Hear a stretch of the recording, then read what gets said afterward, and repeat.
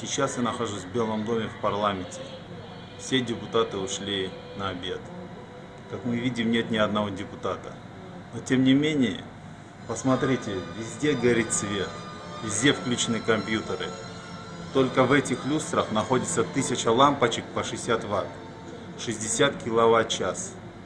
То есть за время обеденного перерыва они потребляют зря 60 киловатт.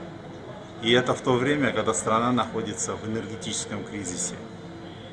Когда сами депутаты призывают нас, простых людей, экономить свет. Когда отрезают нам трехфазки. Владимир Цай, Клоп КG. Спасибо.